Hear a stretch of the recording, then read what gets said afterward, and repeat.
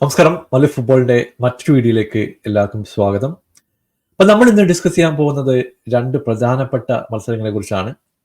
സ്പേഴ്സിന്റെ കളിയിൽ ഒരു മാറ്റവും കാണുന്നില്ല.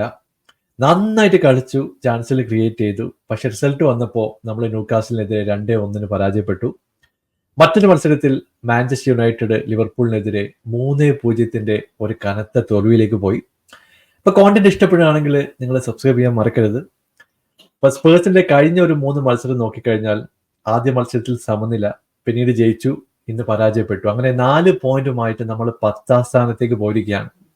ഇപ്പൊ കഴിഞ്ഞ കുറെ മത്സരങ്ങൾ നോക്കിയാൽ നിങ്ങൾക്ക് മനസ്സിലാവും, നമ്മൾ കിഡിലം അറ്റാക്കിംഗ് ഡിസ്പ്ലേ ആണ്.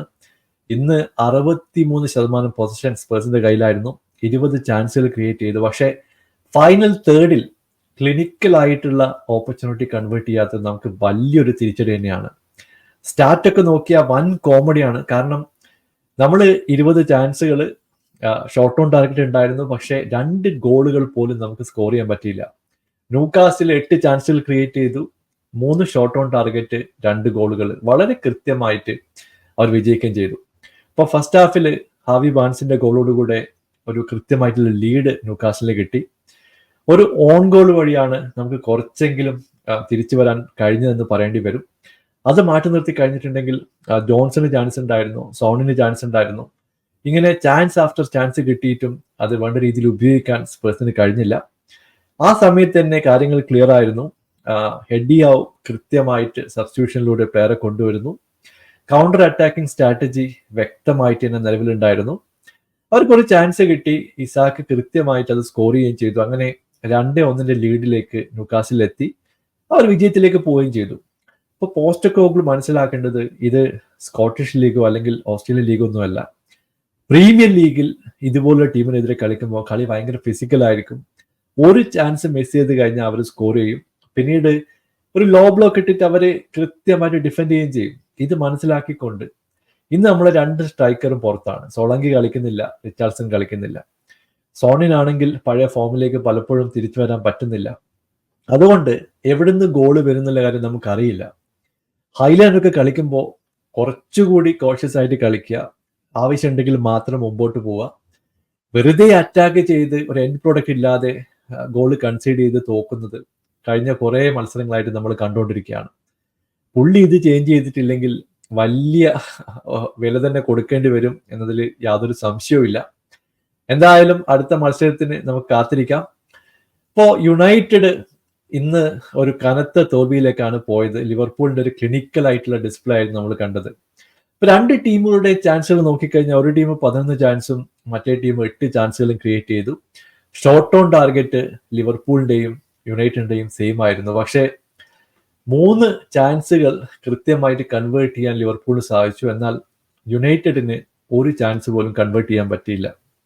എടുത്തു പറയേണ്ട കുറെ പെർഫോമൻസുകളുണ്ട്. ലൂയിസ് ഡിയാസ്, എനിക്ക് തോന്നുന്നു പുള്ളിയുടെ ഫിനിഷിങ് വളരെ വളരെ ബെറ്റർ ആയിക്കൊണ്ടിരിക്കുകയാണ്. ഒരു ക്ലിനിക്കൽ ആയിട്ടുള്ള ഫിനിഷിംഗ് ആണ് ഇന്ന് നമ്മൾ കണ്ടത്. 2 ഗോളുകളും പുള്ളിയുടെ കാലിൽ നിന്ന് വന്നു. മോ സല കൂടി ഗോൾ ഷീറ്റിൽ എത്തിയതോടെ 3-0 ലീഡിലേക്ക് അവർ എത്തുകയും ചെയ്തു. കൗണ്ടർ എന്നൊക്കെ പറഞ്ഞു കഴിഞ്ഞിട്ടുണ്ടെങ്കിൽ ഒരുപാട് ചാൻസുകൾ ലിവർപൂളിന് കിട്ടിയിട്ടുണ്ടായിരുന്നു. അപ്പോൾ ക്ലോസ് റേഞ്ചിലുള്ള മിസ്സൊക്കെ മാറ്റി നിർത്തി കഴിഞ്ഞിട്ടുണ്ടെങ്കിൽ നല്ലൊരു പെർഫോമൻസ് ഷോട്ടിന് കൊണ്ടുവരാൻ കഴിഞ്ഞു. യുണൈറ്റഡിന്റെ പഴയ ഇഷ്യൂസ് തന്നെ. ഇപ്പൊ റാഷ്വുഡ് ശ്രമിക്കുന്നു, പുതുതായിട്ട് വന്നിട്ടുള്ള പ്ലേയേഴ്സ് സിക്സയൊക്കെ ശ്രമിക്കുന്നു. ക്ലോസ് റേഞ്ചിലുള്ള 1-2 ഷോട്ടുകൾ അവർ മിസ് ചെയ്തത് ഡിസപ്പോയിന്റ് ആയിട്ടുള്ള റിസൾട്ടിലേക്ക് കാര്യങ്ങൾ കൊണ്ടുപോയി. ഇവിടെ അലിസന്റെ സേവ് ഉണ്ടായിരുന്നു, 1-2 ഷോട്ടുകൾ പുറത്തേക്ക് പോയി. അതൊക്കെ എടുത്തു പറയേണ്ടതാണ്. ഇപ്പൊ ടെനാഗിന് ഇനി എത്ര സമയം കിട്ടുന്നുള്ള കാര്യം നമുക്കറിയില്ല. കാരണം പുള്ളിയുടെ 3ാമത്തെ സീസൺ ആണ്. ഓൾമോസ്റ്റ് 400 to 500 മില്യൺ സ്പെൻഡ് ചെയ്ത് കഴിഞ്ഞു. പുള്ളിക്ക് വേണ്ട പ്ലേയേഴ്സിനൊക്കെ ഡിഫൻസിലേക്കും ഫോർവേഡ് ലൈനപ്പിലൊക്കെ കൊണ്ടുവന്നു. സാൻജോനെ പോലത്തെ പ്ലേയേഴ്സിനൊക്കെ ഒഴിവാക്കി. ഇനി കൊണ്ടുവരേണ്ടത് റിസൾട്ടാണ്. ഇപ്പൊ ഭയങ്കര നന്നായിട്ട് കളിച്ചു, പൊസിഷൻ മെയിൻറ്റെയിൻ ചെയ്തു എന്നൊക്കെ പറഞ്ഞിട്ട് കാര്യമില്ല. ഇതുപോലുള്ള കളികൾ ജയിക്കാതെ യുണൈറ്റഡിന് ഒരിക്കലും മുമ്പോട്ട് പോകാൻ കഴിയില്ല എന്നുള്ള കാര്യം നമുക്കറിയാം. എന്തായാലും ടെനാഗിന് കുറച്ചുകൂടി ശക്തമായി തിരിച്ചു വരാൻ ഒരു ഓപ്പർച്യൂണിറ്റി കിട്ടട്ടെ എന്ന് പ്രതീക്ഷിക്കാം. സ്ലോട്ടിന് നമ്മൾ ക്രെഡിറ്റ് കൊടുത്തേ മതിയാകൂ. കാരണം ക്ലോപ്പിന്റെ കയ്യിൽ നിന്ന് ഇങ്ങനെ ഒരു ടീമിനെ മേടിക്കുമ്പോൾ ഒരു കംപ്ലീറ്റ് റീബിൽഡിലേക്ക് പോകുന്നൊക്കെ ഞാൻ പ്രതീക്ഷിച്ചു. പക്ഷേ FSG കാര്യമായിട്ടുള്ള ഇൻവെസ്റ്റ്മെന്റ് കൊണ്ടുവരാതെ പഴയ ടീമിനെ വെച്ച് തന്നെ ഒരു ഐഡന്റിറ്റി കൊണ്ടുവരാൻ സ്ലോട്ട് ശ്രമിക്കുന്നുണ്ട്. ഇപ്പോൾ ഏർലി മാനേജർ ബൗൺസ് എന്നൊക്കെ വേണമെങ്കിൽ നമുക്ക് വിളിക്കാം. എന്നിരുന്നാലും വളരെ കൃത്യമായിട്ട് ഷോർട്ട് പാസ് വഴി അവർ അറ്റാക്ക് ചെയ്യുന്നത് ബ്യൂട്ടിഫുൾ ആയിട്ടുള്ള ഒരു മൂവൊക്കെ നമ്മൾ കാണുന്നുണ്ട്. അത് മുമ്പോട്ട് പോകട്ടെ എന്ന് പ്രതീക്ഷിക്കാം. 3 മത്സരത്തിലും കിടിലം പെർഫോമൻസ് ആയിരുന്നു. ഏർലി സ്റ്റേജസ് ആണ്, ഈ ഒരു പെർഫോമൻസ് മുമ്പോട്ട് പോകും എന്ന് പ്രതീക്ഷിക്കാം. ടെനാഗിനെ സംബന്ധിച്ചിടത്തോളം ഇനിയും നല്ല റിസൾട്ട് കൊണ്ടുവന്നിട്ടില്ലെങ്കിൽ ഫാൻസൊക്കെ ഇപ്പോഴും തന്നെ സോഷ്യൽ മീഡിയയിൽ അദ്ദേഹത്തിനെതിരെ പറയുന്ന സിറ്റുവേഷനാണ് ഉള്ളത്. അപ്പോൾ കൂടുതൽ വിവരങ്ങളൊക്കെ ആയിട്ട് നമുക്ക് കാത്തിരിക്കാം. നിങ്ങളുടെ കമന്റ് താഴെ അറിയിക്കുക. പുതിയൊരു വീഡിയോ ആയി വീണ്ടും കാണാം. Thank you so much for watching. Bye for now.